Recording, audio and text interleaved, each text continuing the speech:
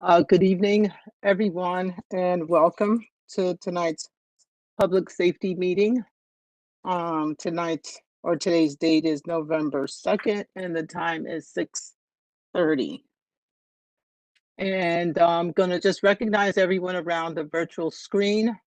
Mayor Sherry Cantor, Town Manager Rick Ledwith, um, Chief Priest and his team, looks like O'Callahan and Mr. Bob McHugh, Chief Riddick, and AC Tierra and AC Riccabon, Councillor Cortez, and I believe Councillor Winograd is joining us this evening, and Fire Marshal Grimaldi. I don't want to leave anybody out. I think I have everyone. Thank you for joining us this evening, everyone.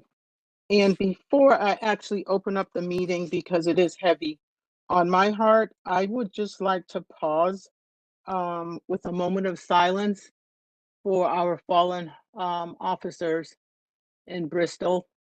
So if we can just pause for a second, I would really appreciate that.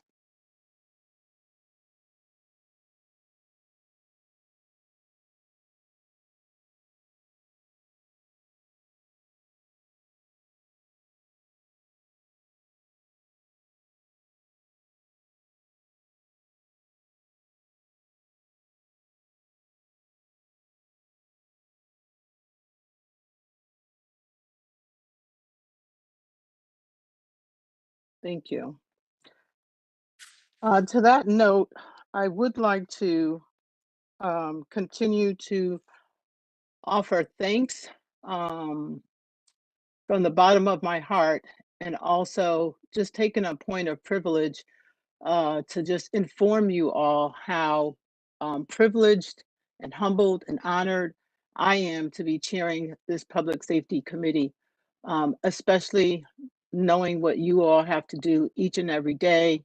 And it's just a constant reminder of what police officers and firefighters have to do the moment that you leave your homes and you on your way to work or once you arrive to work. You never know what you are going to face when you get that call, and either on your way to the call or once you arrive to the call. So I just really wanted to publicly make that statement and acknowledge to each and every one of you and to your team. And I just also want to say a big thank you to all of the support that you've given to the Bristol Police Department. And I'm sure to the families of the fallen officers, and also to the family of Officer Iarato, who was able to perform the heroic effort of taking that person down. I mean, I just praise him because he was really able to, even though he was injured, um, get all his wherewithal to act quickly and save so many other lives. So, and also being so young and also being on the force for that period of time. So, I don't have a hat on, but my hat really goes out to him, and he really is a hero. And I don't know if he's promoted yet or not, but I really feel as though that he should be, because he's definitely a hero in my book. And then I also wanted to share, I wasn't able to watch the funeral because I was going out of state that morning. But what I was privileged to see was the memorial under or over all of the overpass as I was traveling on 84 going westbound to New York. So again, a big praise to West Hartford, and a big praise to all of the other firefighting companies and police departments that was down 84 traveling westbound. I believe I saw it all the way until I got to the Meriden overpass, and that's when I saw it was like the Meriden Waterbury as you're traveling down, and that's where I saw the state police. I don't know what you would call it, but like the accompany in the Hearst and the other family member. So I just want to say it was very emotional for me. I'm a little emotional right now, but it was really something to see. And I just feel as though that's something that shouldn't happen. And like the parents were saying, you don't expect your children to leave before you, especially when they're performing their job. And the same heartfelt goes out to the wives and the children as well. So again, just thank you to all that you do. And just know that I support you all 100% because it is a collaborative effort and that comes through loud and clear whenever you have to participate or show support in the time of need, just like what happened a few weeks ago. So, with that said, I'll move on to the next agenda item, which is the approval of the minutes for September 7 and October 7. I don't know if the committee members were able to look at it. I'm hoping that you were able to. I do see a couple of areas that had some yellow highlight, and I would imagine that that needs some clarification. So if we can provide that clarification so that Jarida can finalize the minutes, we can receive the minutes as approved with the necessary corrections. There was another item I also saw, Rick, that I think Jarida needs to include, and that is under number 2 business items where we have approval of minutes, and it says Town Manager Rick Ledwith reported the minutes would be available for the next meeting. So I think if we put September and October in there, that way, if these minutes were ever FOI'd, we would know what minutes needed to be included. Okay, Thank you, Madam Chair. We will work with Jarida on that. okay, thank you.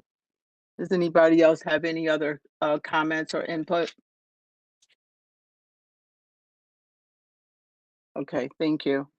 All right, so we'll move on to the next agenda item, communications. Mr. Town Manager. Yeah, thank you, Madam Chair. We did have one item we wanted to discuss under communications and thought it was important that our Public Safety Committee heard directly from us, and that is Anastasia Yap, who is a candidate for state representative in the 20th District, sent out a campaign mailing, we believe to her district anyways, where she poses in a picture with Chief Riddick. This picture was taken innocently at the Celebrate this past June, and it was important for us to let the committee know that the chief did not authorize the use of that picture in any campaign materials, nor was there any endorsement of the candidate or an endorsement of the information that was contained in the campaign materials. The chief did have a chance to speak with Ms. Yap earlier today, and I'll pause there for a moment through you, Madam Chair, and turn over to Chief Riddick, who can briefly discuss that conversation that took place earlier today. Thank you. All right, thank you, Mr. Ledwith. Chief, Good evening, it's over to Madam you. Chair. Yes, I did have a very pleasant conversation with Ms. Yap. Expressed my displeasure and lack of feeling of appreciation and being satisfied with what occurred. She was apologetic, so that was not her intent, and that she would send out a message of some type of communication later, verifying the information that the town manager just mentioned, that I was not endorsing anyone, nor was I endorsing any of the issues that were listed on the mailing. And so I will take her as a person of her word and look forward to that communication. But again, that was a very positive conversation, at least I thought. And, you know, I'll take her at her word at this point. Okay, thank you. Thank you, Chief Riddick, for that information and clarification. Does anybody have any questions? Okay. All right, so now we'll move on to staff reports, and I believe Chief Priest and his team are up first. Good evening, Mayor, Chairman Blanks. Good to see everyone out there. Obviously, just our hats off to the police department on their loss. Condolences as well. We were proud to be out there. Our relationship with the police department has never been stronger. So we feel their pain as well and try to be there to support them when they go through a time like that. We'd also like to recognize the service of former Counselor Adrian Billing-Smith, who was on this committee. We look forward to, what we appreciated her service, her support of public safety, and Chairman Blanks, we couldn't be happier with the support that you provide us and the town manager as well. So it's truly felt, I believe, by all the members of the staff to hear that thanks, and we appreciated her service. And we're really looking forward to working with her in her new role. We know we have a lot of work to do in that space, and looking forward to it. Moving to some more items on my report that I've submitted, just call a few highlights out for you. We had a cardiac arrest at the Intensive Education Academy earlier. We arrived on scene within about 3 minutes with our partners in blue in the law enforcement, found staff to be already performing CPR, and there was a subsequent recovery of that patient. They got pulses back. The condition is reported well. Really evidences how a system works. All the way through community CPR efforts, through the emergency training of the staff, and then the rapid transport and treatment by our paramedics. So absolutely outstanding case to prove. I don't mean to put them at the end of the line, but obviously our dispatchers as well are very important in making sure that they're receiving the information. They are absolutely part of the chain of survival as well. I think this is great. It comes on the heels of a report that we had already prepared that Planning Recovery Officer Matt Traber and EMS Officer Rocco Adado recently completed all the hands-only CPR training at Conard High School. So just showing a lot of great work in that space. Obviously, we have Deputy Emergency Manager McHugh and his staff. We're very pleased. We had some CERT training, or how many classes? Third class. Yep. Yeah. So we're doing some great work over there. A lot of dedicated citizens who are coming out to help their community. Very, very pleased with that. Tonight we're participating, or we have participated in some active shooter hostile events training with the police department at the mall the other day. We're actively engaged in that. Actually, as we speak right now, some responders are training tonight. I'll defer to Chief Riddick to speak on that further. But again, showing that collaboration, partnership, the support of the Public Safety Committee and the town manager towards our efforts in this area, providing equipment, allowing us to have Chief Bassett detailed into headquarters to help coordinate it has been invaluable.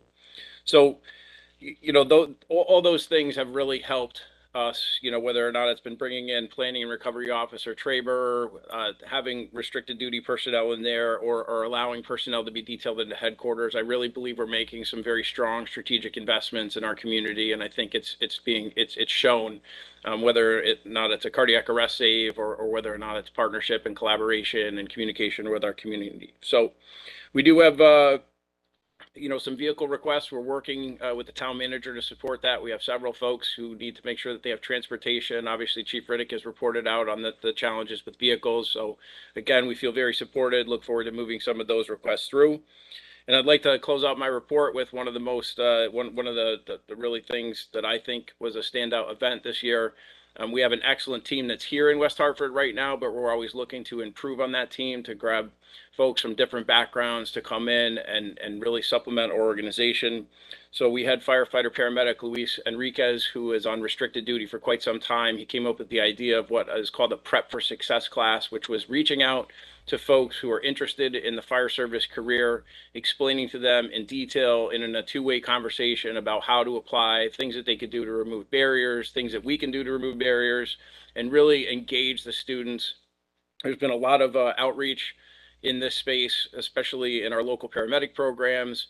So we're pretty happy with what we're doing. We've also partnered with several of other agencies who are similar in size in comparison to West Hartford, who are also seeking paramedics. So we're outside of the box as far as we can right at the moment. And again, I'm just really happy with the work that the team over here is doing. So that concludes my report for the night. I'll be glad to answer any questions in the report that I've submitted or what I've said tonight.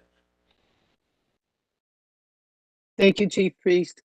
Does anybody have any questions or comments? Councilor Cortez.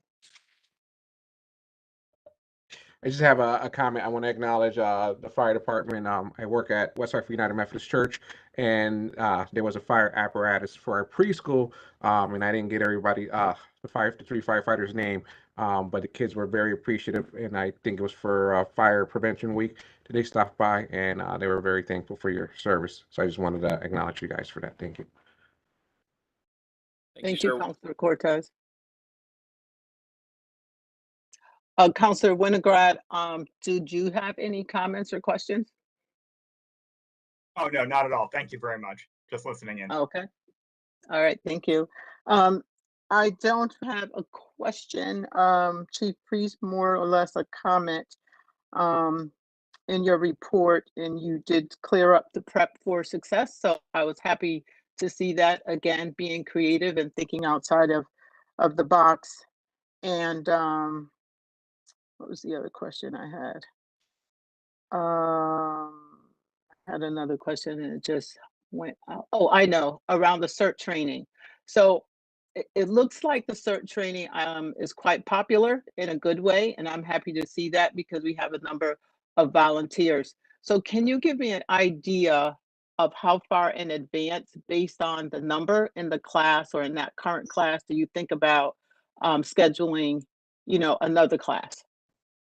Because I think you said you up to 3 now, right? You've had 3 classes already, or 3 training classes already? Yep. We've had 3 training classes this session. This is actually cohort 4, our 4th training class of the basic CERT training. And that's in addition to the teen CERT program we did over the summer. So we've actually had 5 courses. I think we're at 152 residents that are trained so far. Wow. So we run 2 courses each year. In the Okay. fall, we run them on Saturday mornings for folks, and then in the spring, we'll do during the week classes, and that accommodates the folks that can't come to Saturday class because of work or religious Yeah. restrictions. So it seems to work out. And then it's a long course. It can be 5 weeks or longer depending on what we do. So there's always folks that have to make up classes. So if they miss a class, we put them into the next rotation. Good. Thank you. All right, Mayor Cantor. Thank you. I just have a very quick follow-up. Is there a retraining to the CERT program if someone was trained 4 years ago? Is there a refresher, a retraining, or how do you stay up to date? We're constantly doing retraining. As a matter of fact, the first day that we started the basic training this year, we also did a Heart Saver course from the American Heart Association for other members that have already been trained. It's an ongoing training. We have a monthly meeting. Currently, we're doing kind of a Discover the Town services where a representative from each department will come in. A couple meetings ago, we had the police department in, fire department came in, social services was at our last one. So the idea is to keep them busy, and they've definitely been busy. They've been a great help with the food bank and the vaccination clinic. So they're an amazing group of residents. Thank you. I'm so appreciative of everybody's efforts on this, and it really makes our community better. Thank you. Yes, I agree. Thank you, Mr. McHugh. Okay, there's not any other questions or comments. We can move over to Chief Riddick and his team. Hi, good evening. First, thank you, Councilor Blanks, and the rest of the Public Safety Committee for your prayers with Bristol, as well as some of our personnel. In case you don't know, our peer support team has pretty much been there every single day, with maybe 1 or 2 exceptions since this incident occurred. So, we do become a family. We always are, but especially in times of tragedy, we pull together. And our police union did start a fundraising effort, and I believe right now we are somewhere around $15,000 that has been received from the police department here in West Hartford, as well as some outside personnel. So, kudos to them for doing that and understanding that, and that those monies, once we're done, will be forwarded to the families. So thank you. So that being said, hiring and retention, we currently have 6 vacancies, and we have 9 recruits in various police academies throughout the state. So we're doing very, very well. I have 2 more certified officers who are going to be interviewed, actually had interviews already, and we should be hiring 1 within the next 2 weeks, and another officer in December. And I'm trying to remember where those officers came from. They are from Virginia, Bricabon and Tara. It's not, there's another place that I can't think of the top of my head. But anyways, another person, another officer from outside of our state, coming. Savannah, Georgia. That's what it's from. So we have 2 officers from Savannah, Georgia. That brings our total from Savannah upwards of 5 within the past year that have come here from Savannah, Georgia. So that's it's a good number. Our pistol permits compared to last year. So October 2021, we had 146 pistol permits that were signed from this office. In October of 2022, this year, we only have 18. So dramatic decline in those pistol permit applications. And year to date to this point from 2021, we had 552. And this year we're down to 241. And Madam Chair, per your request, for the breakdown for October, for men, we had 14, and women, there were 4 applications. Some notable police-related activities, and this was submitted in the report, but I just want to highlight just a couple of things. Comparing last year to this year, so October of 2021, we had 157 motor vehicle accidents and 297 car stops. This year, through October 22, we have 220 motor vehicle accidents and 704 motor vehicle stops. Year to date, comparing last year to now to this year. So year to date, last year, we had 2,108 car stops. Year to date this year, 3,758 car stops. And we also had 53 DUI arrests this year. On October 30th, we had a DEA drug take-back day where we recovered 348 pounds of prescription narcotics and just transported them for destruction. On October 24th, again, a good hit we had with our LPR cameras. We were able to locate a vehicle as wanted in a shooting that occurred in Hartford, and we located the vehicle in our town and seized it with a search warrant. On October 17th, in the area of 109 Ridgewood, our officers deployed a tire deflation devices to stop a vehicle that was wanted for striking a police officer in Bloomfield, Connecticut, from Bloomfield PD. The operator was taken to custody, had numerous arrest warrants, and also had in his possession heroin, fentanyl. So a lot of things coming through town. On October 13th, we are engaged in a pursuit with with a person with numerous arrest warrants. Our officers disengaged the pursuit because it became too dangerous for the safety of themselves and the public. We were able to locate the vehicle in the area, approximately 900 block of Farmington Avenue. We made contact with the individual. He fought and resisted arrest. He was ultimately taken to custody with minor injuries and no injuries to our police officers. And he had arrest warrants out of Hartford and East Hartford, ranging from assault second to engaging in police pursuit. So another individual, great work to get off the street. On October 6th, our CSU unit, our community support unit, made 2 arrests in the area of West Beacon Street for possession of narcotics, crack cocaine. And one of the persons arrested was on a parole fugitive and was remanded to custody. On October 5th, again, CSU did a fabulous job, arrested a person on a West Hartford warrant who was in a stolen motor vehicle. The arrestee was also wanted from the Hartford Police Department for murder that occurred in Hartford.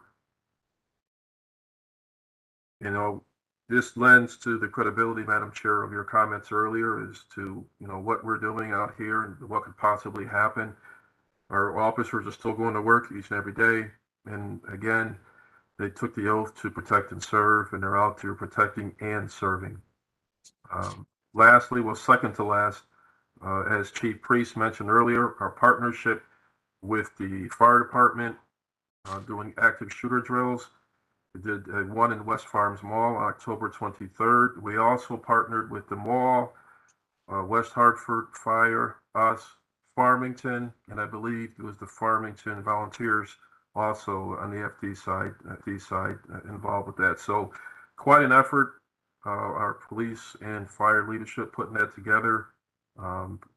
Thanks Chief Bassett, Lieutenant Dave Michael just did a fabulous job doing all and coordinating it, making sure it's safe, busting kids to be running through the mall as if they were victims. Part of the scenarios, they have cards which describe their injuries and what they're supposed to do. That provides an opportunity for the FD personnel to triage and treat those, and if they have to implement rescue task force to get the people out of the building.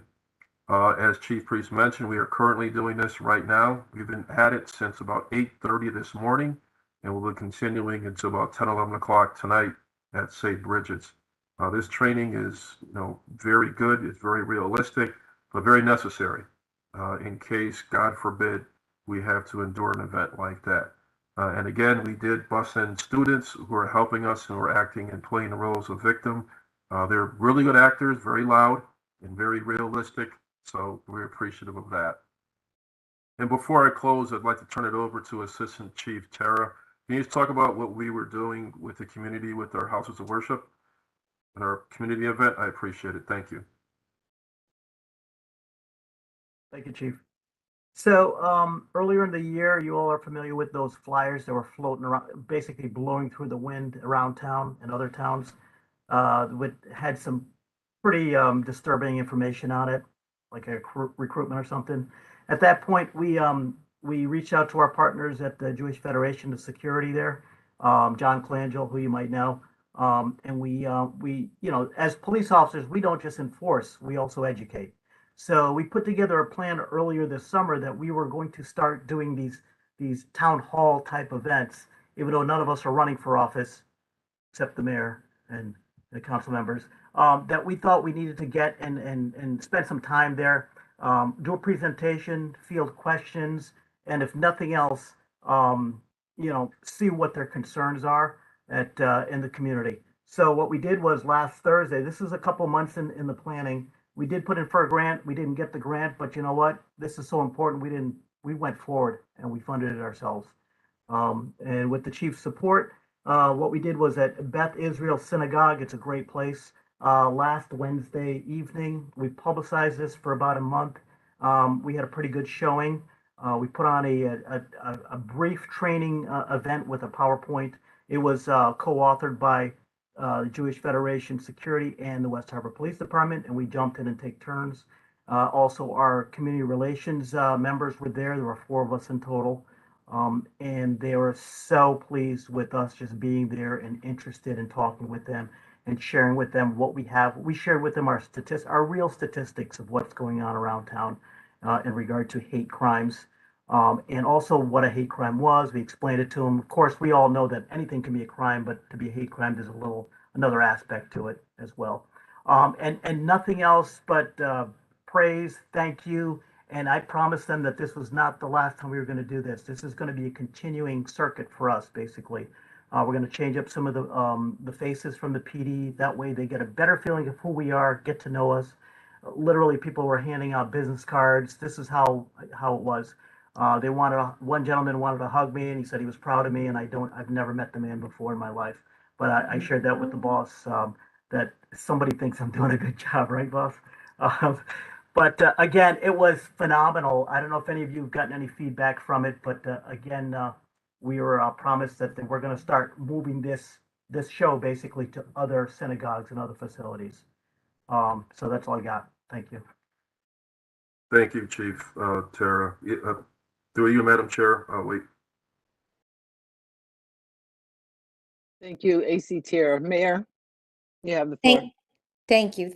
So first I do want to thank the partnership with the religious institutions. There has obviously been heightened awareness, I think, of how important security is, but that relationship is so important.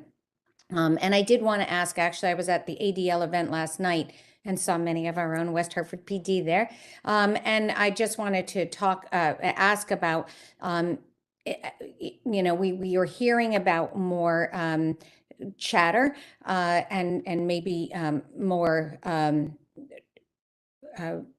some more activity. And I just wanted to find out from the globally and then locally if you were seeing any more. But before you answer that, I just wanted to read you I received an email from Alberto Arabello, who is the general manager of West Farms Mall, and he talked about the active shooter drill. And he said last night, West Farms, along with West Hartford and Farmington, conducted a training exercise at the mall for active shooter.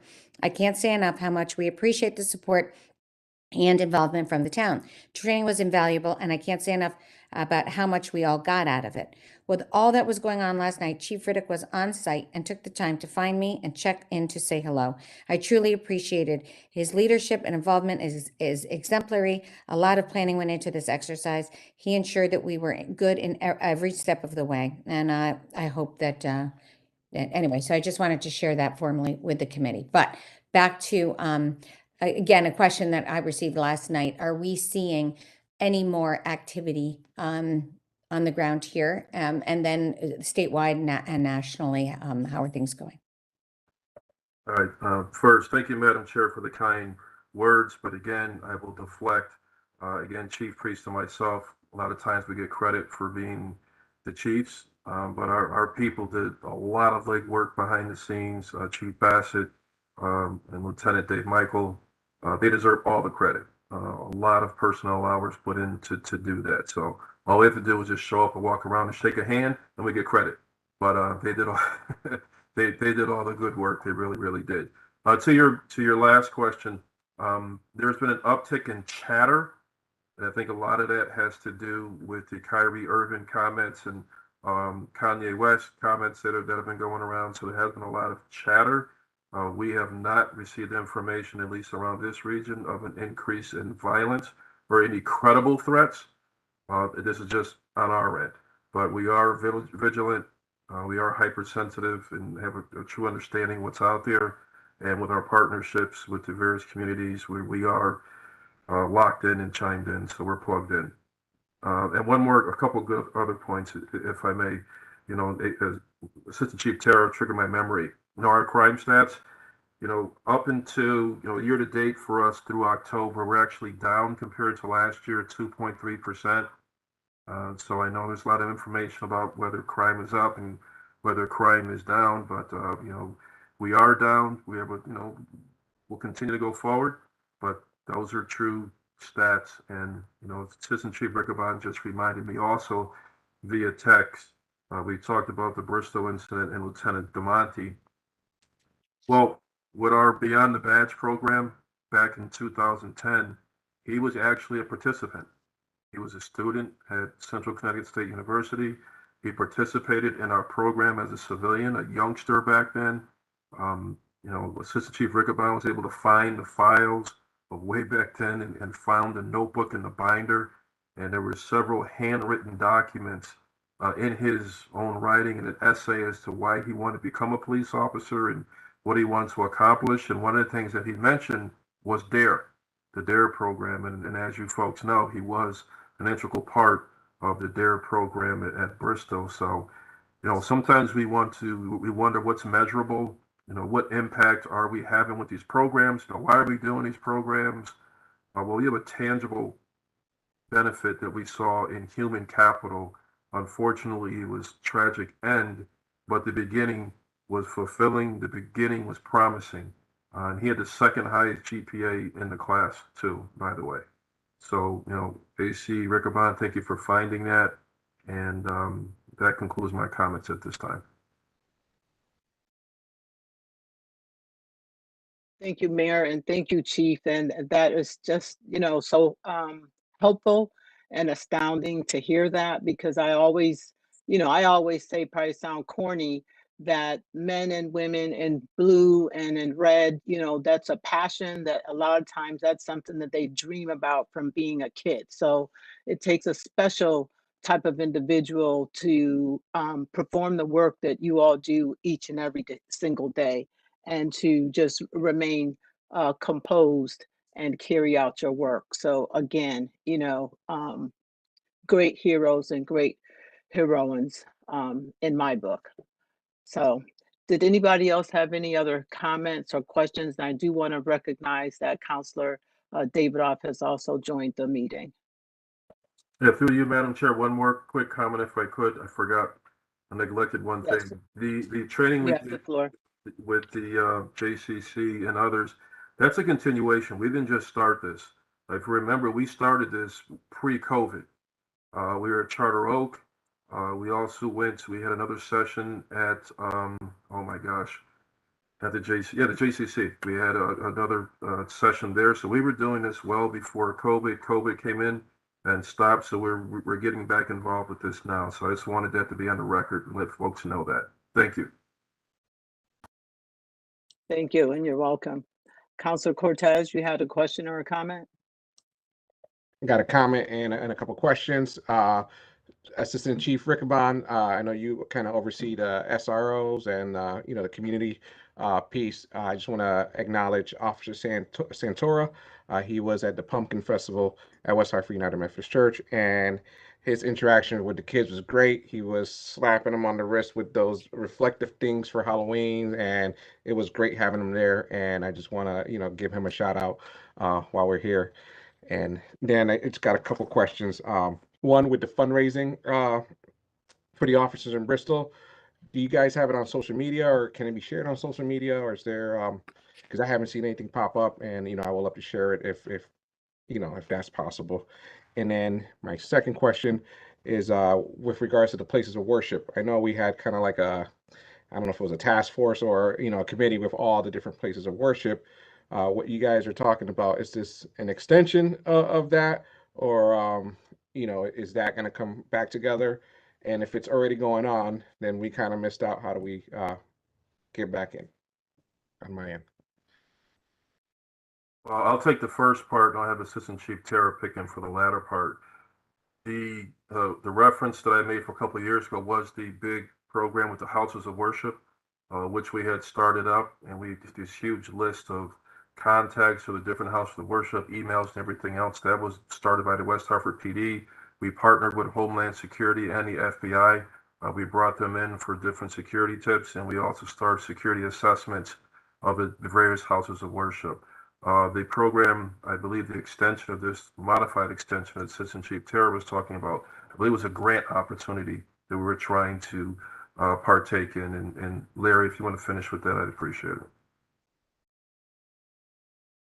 Basically, we were committed, and the boss knew this right off the bat. Whether we got the grant or not, it was so important to us that we wanted to add this additional layer to what we were doing, which is what we did. And on top of that, I know you probably mentioned, I don't know if we remember this, the Faith in Blue event that we did in October.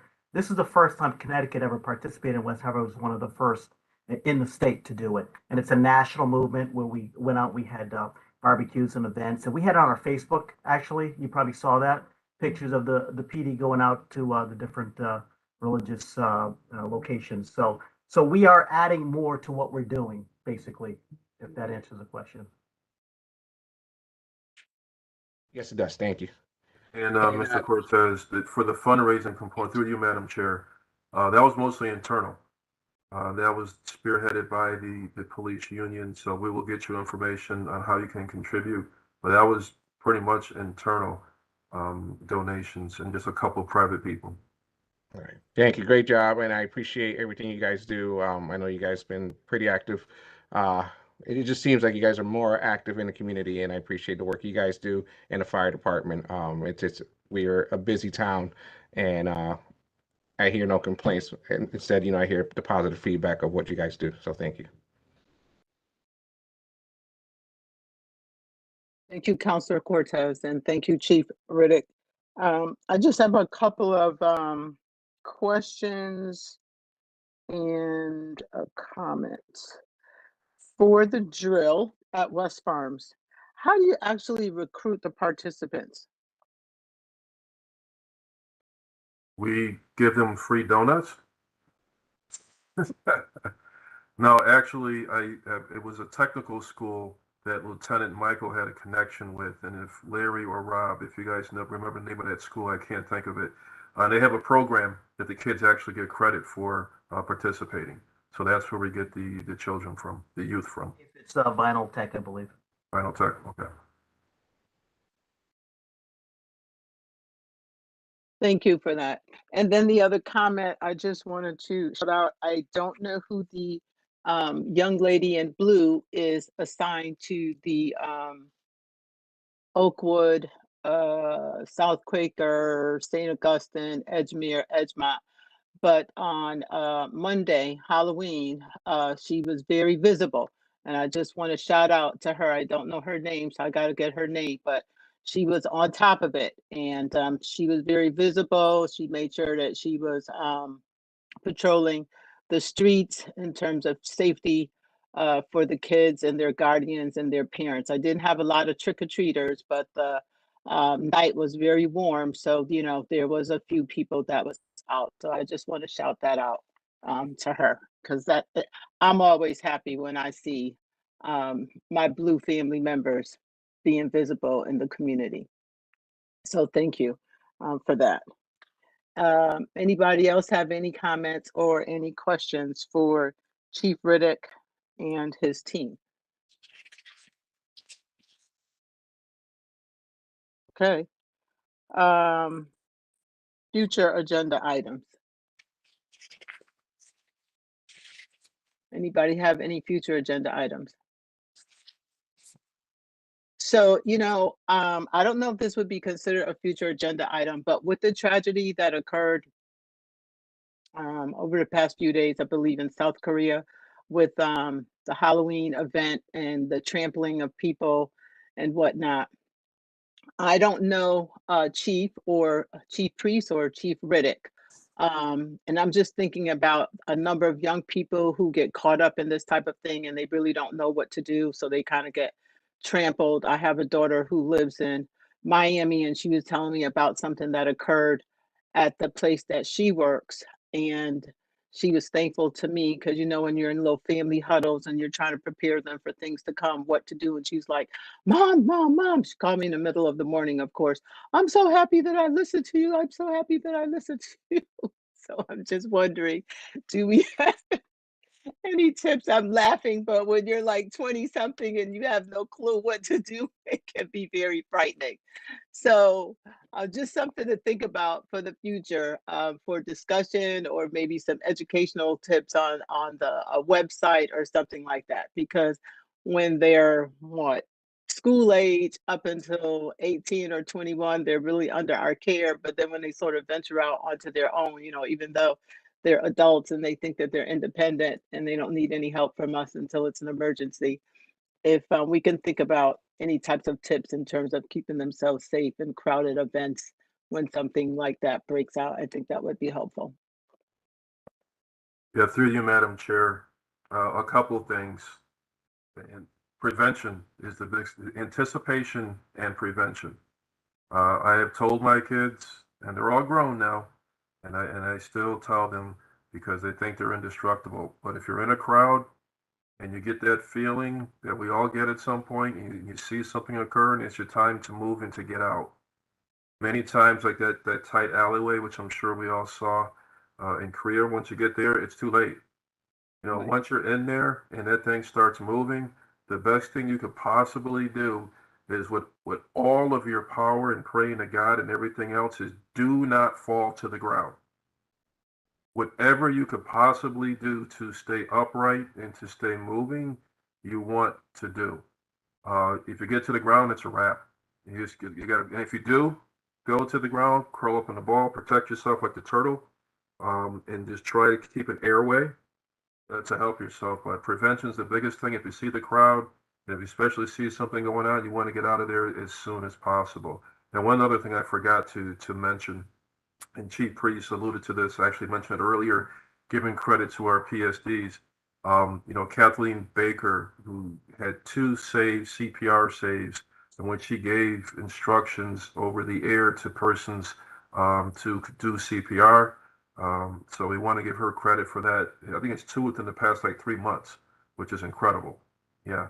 Mhm. So, you know, kudos to her. And oh, here he is, our public safety supervisor, Todd Hungerford, and the training we provide for him. And And Todd, well, while you're here, through you, Madam Chair, if it's okay, since we're giving credit to Absolutely. Ms. Baker, Todd, if you would have a few words to give more details, I'd appreciate it. Yeah, no, Sorry, she no prep. both those calls. What's that, Chief? Sorry you had no prep, but go ahead. Oh no, that's okay. I actually thought you already talked about it. No, PSD Baker has calls where We can't hear you, through you, Madam Chair. You lost your volume.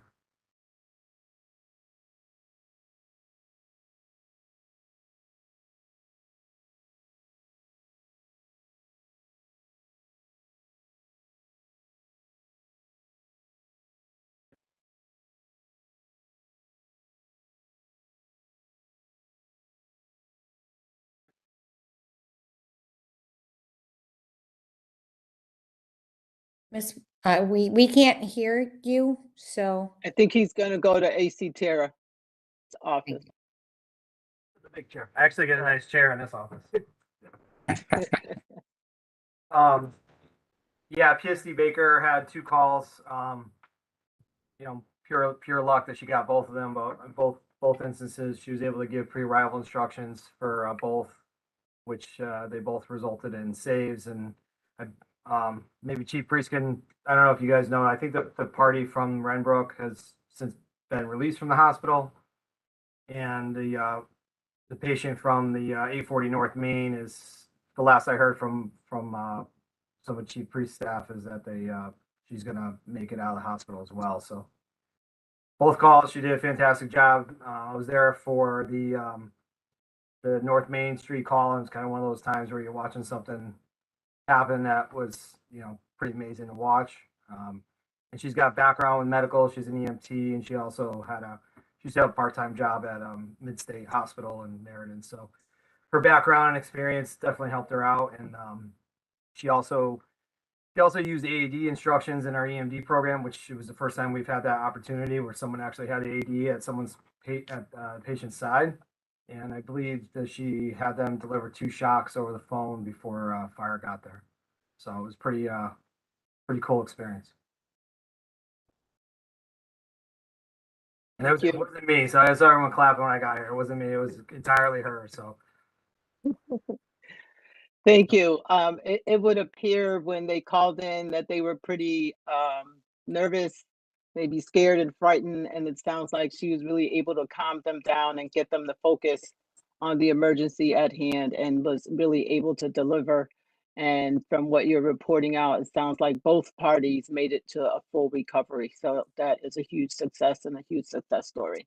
So again, thank you. credit to the staff at Intensive Ed, 840 North Main. They their team there was very well. They handled everything very well, and we're prepared for that type of emergency as well. So Thank you. Again, great job and great collaborative effort thank you. on everybody involved. Okay. Any other comments or questions? All right. So we will move to adjournment. Again, thank you to everybody, and stay safe out there, and have a great evening and a great weekend, and a great holiday when it comes. Just remember, please stay safe and watch each other's back. Thank you. Have a good Thanks. Have a evening, good night. everybody.